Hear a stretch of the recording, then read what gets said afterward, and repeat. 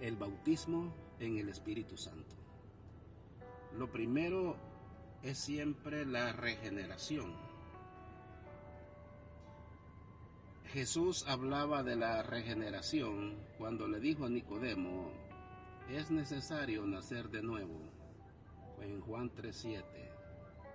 Nicodemo era uno de los dirigentes de los fariseos, un grupo judío que guardaba estrictamente la ley y los ritos religiosos.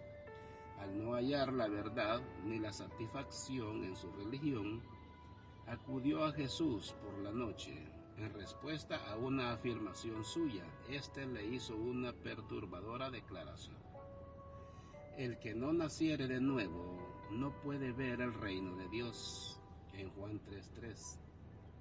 Nicodemo había tratado de que se le admitiera en el reino de Dios por guardar la ley y los ritos religiosos, por cultivar la virtud a través de la mejora de sí mismo. Todo aquel arduo trabajo pareció desmoronarse en un instante. Así que le preguntó apresuradamente: ¿cómo puede un hombre nacer siendo viejo? ¿Puede acaso entrar por segunda vez en el vientre de su madre y nacer de nuevo? En Juan 3:4 dice: Jesús le explicó con claridad: en verdad te digo que el que no naciere de agua y del Espíritu no puede entrar en el reino de Dios. Lo que es nacido de la carne es carne, lo que es nacido del Espíritu es espíritu. No te maravilles de que te dije: es necesario nacer de nuevo. En el versículo 5 y 7 dice: le estaba enseñando en la persona no puede lograr su salvación por sus propios esfuerzos, por mejoras en su vida, ni por celebraciones religiosas.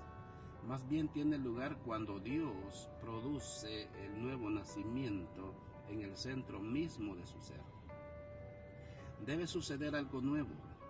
Pensemos de esta forma: por bien que un mono imite al hombre, no podrá convertirse nunca en ser humano, porque los monos son fundamentalmente diferentes a los humanos en su nivel de existencia. Juan 1:13 afirma que para convertirnos en hijo de Dios necesitamos nacer de Él, lo cual no somos engendrados de sangre, ni de voluntad de carne, ni de voluntad de varón, sino de Dios. Por consiguiente, la salvación significa que un hombre de carne nace de nuevo por medio del Espíritu Santo, por la gracia de Dios, y esencialmente se convierte en un ser espiritual. Esto es lo que Dios hace por el hombre. La salvación solo es posible porque es un don de Dios. Por medio de este don nos convertimos en participantes de la naturaleza divina. Segunda de Pedro 1:4. Mediante la gracia de Dios tenemos su misma vida eterna. Entonces, ¿qué significa que Dios capacite a los pecadores para nacer de nuevo del agua y del Espíritu Santo? Algunos insisten en que nacer del agua se refiere a que el bautismo físico en agua. En cambio, la Biblia le atribuye una importancia mayor al significado de esta expresión. Por supuesto, no estoy diciendo que el bautismo en agua sea un acto superficial o poco necesario. ¿Acaso puede ser cierto que Dios ordena hacer algo innecesario? El significado del agua aquí tiene que ver sobre todo con la limpieza. La Biblia enseña en otros lugares que somos lavados por la palabra de Dios. Jesús le dijo a sus discípulos: ustedes ya están limpios por la palabra que les he hablado, en Juan 15:3. Pablo escribe para santificar la iglesia, habiéndola purificado en el lavamiento del agua por la palabra, en Efesios 5:26. Cuando Jesús dice que debemos nacer del agua y del Espíritu, se está refiriendo a la palabra de Dios y al Espíritu Santo. ¿Quién podría ser la palabra de Dios sino Jesús mismo? En Juan 1:2, en esta misma conversación con Nicodemo, tan repleto de dudas, Jesús se refiere a sí mismo. Y como Moisés levantó la serpiente en el desierto, así es necesario que el Hijo del Hombre sea levantado, para que todo aquel que cree en él no se pierda, sino que tenga vida eterna. En Juan 3:14-15. Solo la sangre preciosa de Jesús, quien es la palabra viviente, nos puede limpiar. Y esa sangre es la palabra misma que nos purifica. Ahora bien, Jesús dijo que nacemos de nuevo del agua, o sea, de la palabra, y del Espíritu. Entonces, ¿qué hace el Espíritu? En Ezequiel 36:26 escribe hermosamente la forma en que los pecadores son transformados en nuevas criaturas por el Espíritu de Dios. Les daré un corazón nuevo y pondré un espíritu nuevo dentro de ustedes, y quitaré de su carne el corazón de piedra y les daré un corazón de carne. Ezequiel 11:19. Hoy en día no se puede comprender ni explicar a nuestro Salvador Jesucristo sino por medio del Espíritu Santo, el autor de los milagros de salvación. Él es el agente administrativo de la salvación divina. Al convencernos del pecado por medio de la palabra y revelarnos a Cristo, quien se convierte en nuestra justicia y declara el juicio de Satanás. En Juan 16:8.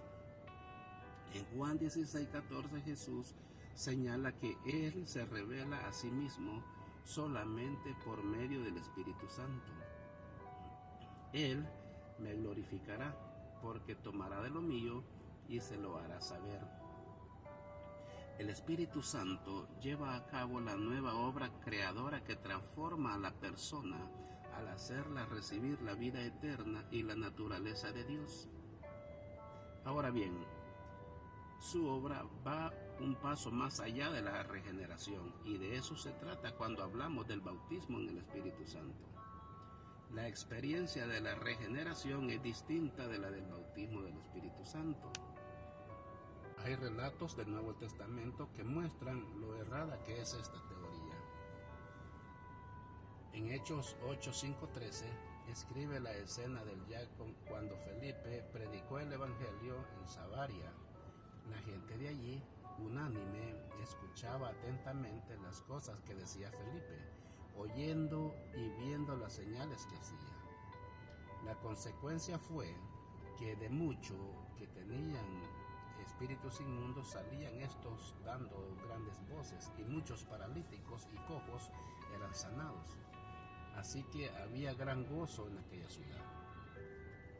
El relato sigue diciendo que un gran número de hombres y mujeres crecieron en el Evangelio y fueron bautizados. Sin embargo, el pasaje siguiente afirma que a pesar de que habían creído y fueron bautizados, no había señal alguna de que estuvieran bautizados en el Espíritu Santo.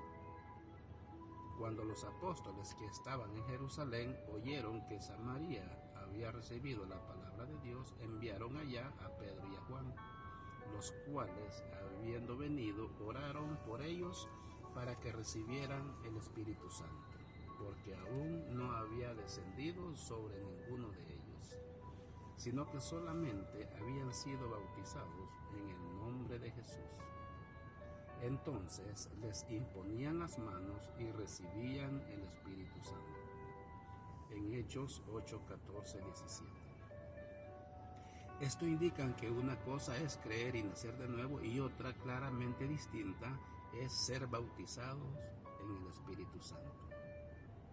En Hechos 9:5-17 nos presenta el relato vivido de la conversión de Pablo y de su experiencia a ser bautizado en el Espíritu Santo. Dos cosas que no sucedieron de manera simultánea. Portador de una carta de autoridad de un sumo sacerdote, Saulo y sus amigos se dirigieron a Damasco, a la capital de Siria, para perseguir a los que creían en Jesús y echarlos en la prisión. Cuando él y sus seguidores se acercaban a Damasco, repentinamente les rodeó un resplandor de luz del cielo que los cegó. Habiendo oído la voz del Señor Jesús, Saulo cayó a tierra y confesó que Jesús era el Señor. Cuando entró a Damasco era un hombre transformado y obediente a Dios. Saulo ayunó y oró durante 3 días. En esto vemos que se había convertido en una nueva criatura en Cristo. Entonces llegó Ananías, quien le impuso las manos y oró para que fuera lleno del Espíritu Santo como él. Otro ejemplo es la iglesia de Efesios, que había sido fundada gracias a la elocuente predicación de Apolo. Cuando Pablo visitó aquella iglesia, la halló débil y en medio de luchas. La primera pregunta que les hizo fue esta: ¿recibieron el Espíritu Santo cuando creyeron? En Hechos 19:2. Sabía que de haber recibido el Espíritu Santo no habrían estado tan débiles e impotentes con solo unos 12 miembros. Si los cristianos recibiéramos siempre la plenitud del Espíritu Santo en el momento que creemos, ¿por qué les hizo Pablo deliberadamente aquella pregunta que había sido innecesaria? ¿Recibieron el Espíritu Santo cuando creyeron? Llegar a la fe no significa que recibamos automáticamente también el bautismo del Espíritu Santo. Esto es algo que el creyente debe pedir en oración. De hecho, los creyentes llenos del Espíritu del siglo I pensaban que los cristianos que no estuvieran bautizados en el Espíritu carecían de un requisito innecesario para servir. Por eso se aseguraban siempre que los recién convertidos recibieran el bautismo en el Espíritu Santo. Antes que los creyentes de Efesios recibieran el bautismo en el Espíritu, su iglesia se hallaba notablemente débil y enferma. En cambio, después que fueron bautizados en el Espíritu por medio del ministerio de Pablo, aparecieron en medio de ellos una maravillosa vitalidad y una fe poderosa. Al cabo de algún tiempo, se convertiría en una iglesia famosa que llenaría toda Asia con toda la palabra de Dios. Cuando estudiamos todos estos relatos, llegamos a la conclusión que la regeneración y el bautismo en el Espíritu Santo son dos experiencias claramente distintas. La regeneración es la experiencia mediante la cual recibimos la vida del Señor al ser injertados en el cuerpo de Cristo por medio del Espíritu Santo y de las Escrituras. El bautismo en el Espíritu Santo es la experiencia en la cual Jesús llena a los creyentes con el poder de Dios para ministrar, servir y llevar una vida victoriosa. La regeneración le concede a la persona una vida perdurable, mientras que el bautismo en el Espíritu Santo nos concede a los creyentes ya regenerados el poder de Dios para predicar a Cristo. Los cristianos de hoy no son débiles, enfermos y sin vida porque no han nacido de nuevo, sino porque no han recibido la plenitud del Espíritu Santo. El increíble poder de Dios para poder salir. Si en el bautismo en el Espíritu Santo, la iglesia de hoy nunca podrá desplegar el poder de Dios, tal como lo hizo la iglesia del siglo I. Un poder combativo, retador y victorioso para evangelizar a toda una generación. Por esta razón, es necesario que renunciemos a la excusa necia, débil y letálgica, que todos los creyentes son bautizados en el Espíritu Santo en el mismo instante en el que creen. En lugar de esto, debemos orar para recibir la plenitud del Espíritu. ¿Qué prometió Dios para que el cristiano tenga el poder y la autoridad que necesita a fin de llevar a cabo el ministerio en el servicio a Él encomendado por Dios? Necesita tener el bautismo en el Espíritu Santo. En los tiempos del Antiguo Testamento, Dios les dio la maravillosa unción del Espíritu que corresponde en cierto sentido al bautismo en el Espíritu de hoy.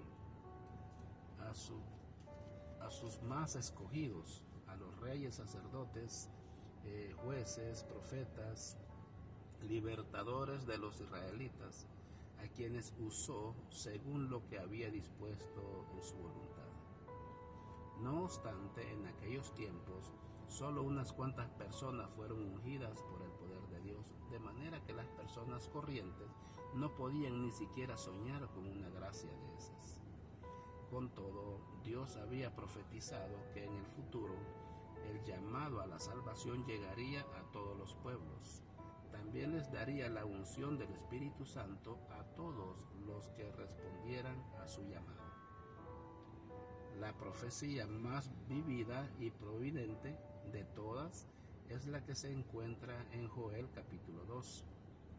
Y después de esto derramaré mi espíritu sobre toda carne, y profetizarán vuestros hijos y vuestras hijas, vuestros ancianos soñarán sueños, vuestros jóvenes verán visiones, y también sobre los siervos y sobre las siervas derramaré mi espíritu en aquellos días. En versículos 28 y 29. La sobresaliente y maravillosa afirmación de esta profecía es que Dios declara a través del profeta Joel que en el futuro no limitaría la salvación solo a Israel, sino que estaría abierta a todos, cualesquiera que fuera su nación, raza o condición social. También derramaría la plenitud del Espíritu Santo sobre gente de todas las naciones. Joel era un profeta de Judá que vivió unos 770 años antes de Cristo. Los judíos de aquellos días eran extremadamente exclusivistas. Solo los israelitas era el pueblo escogido por Dios. Jehová Dios no era el Dios de los gentiles, por consiguiente, no se podría convertir en el Salvador de esos gentiles. En un clima como esta profecía indicaba que en un futuro Dios derramaría su espíritu no solo sobre el pueblo judío, sino sobre toda carne. No habría distinción alguna por sexo o edad.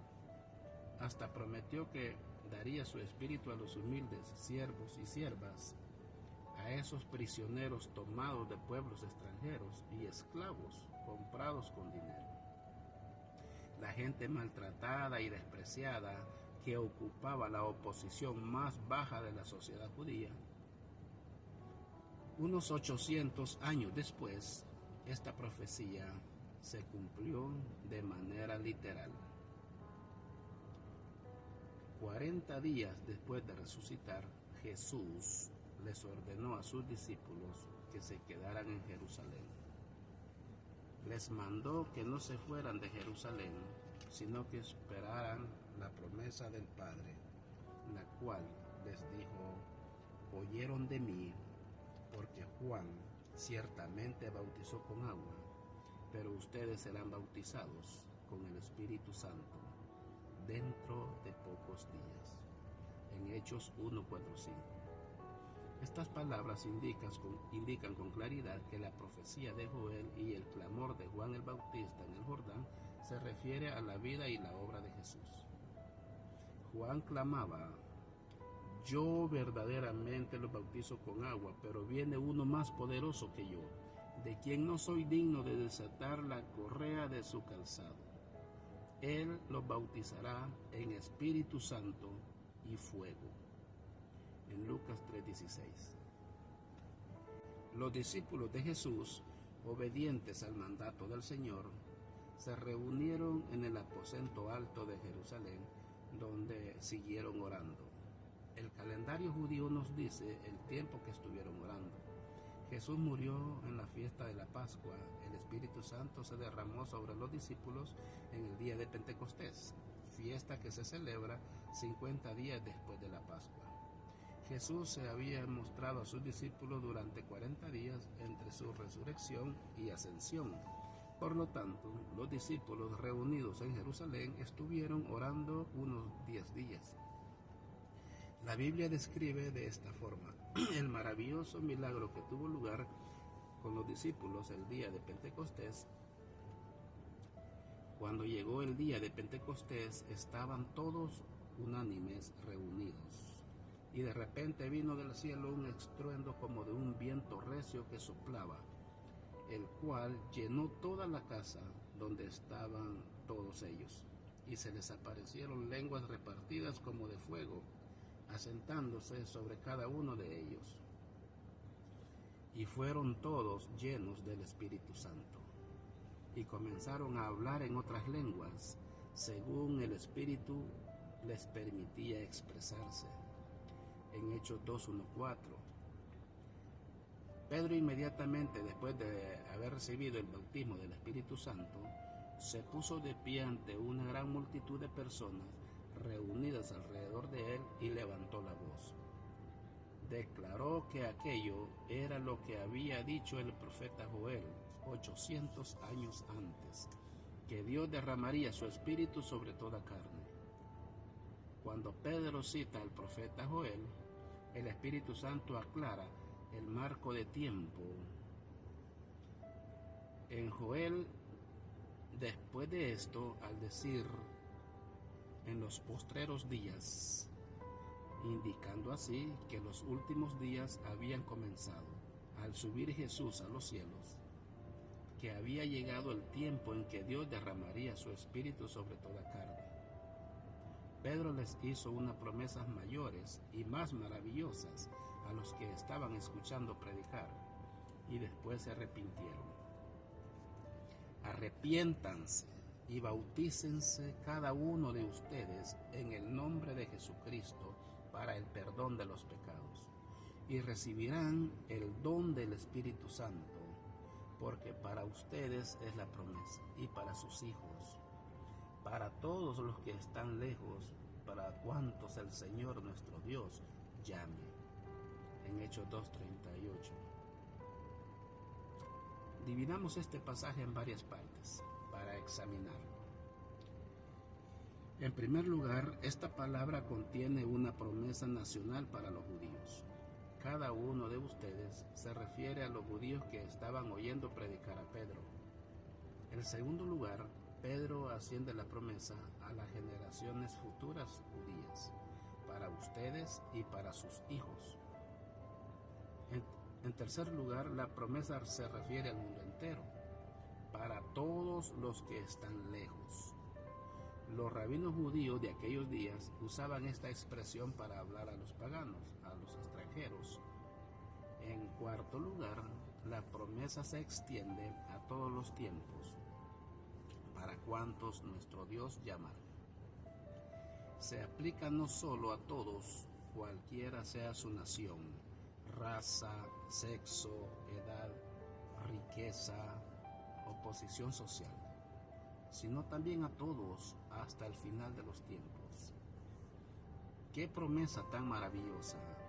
Dios derramaría su Espíritu Santo no solo en los días de los apóstoles, sino a lo largo de toda la era de la gracia, incluso ahora.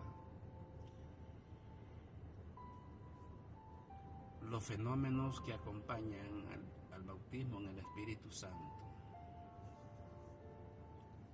Al examinar los relatos bíblicos donde aparecen las experiencias personales del bautismo en el Espíritu Santo, podemos hallar conocimientos sólidos con respecto a los fenómenos que tienen lugar al recibirlo.